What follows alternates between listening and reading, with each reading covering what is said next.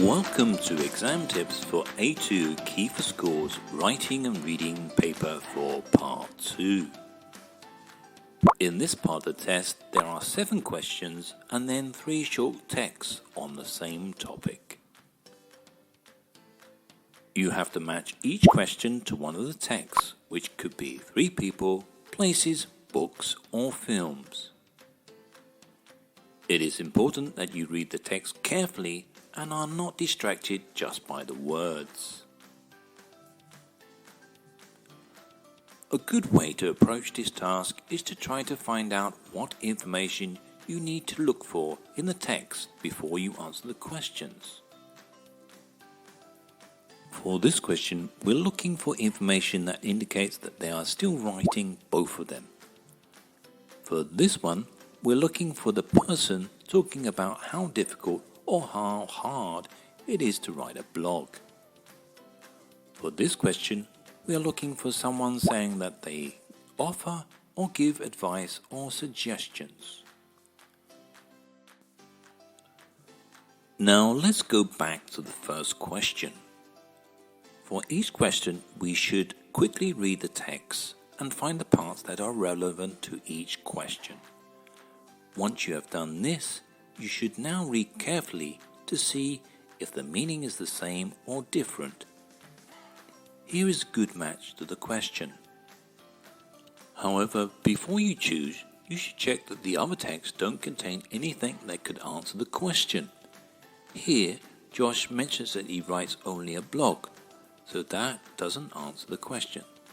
Whereas in this one, it does partially answer the question, as Emma used to write a magazine but only writes a blog now. So Isabella is the correct answer, as she's writing a magazine and a blog. So let's practice another question. For this one, we're looking for the person talking about how difficult or how hard it is to write a blog. Here are the 3 texts and the relevant parts where you can find the answer. Now carefully read the sections again. Here, Josh mentions how difficult he finds writing a blog. Here, Isabella gets help with her blog if she can't decide what to write. And here, Emma doesn't find it hard to write a blog at all. So the best answer is Josh.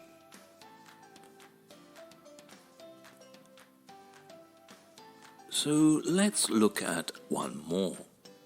For this one, we're looking for someone who gives advice or suggestions in their blog. Here are the relevant sections.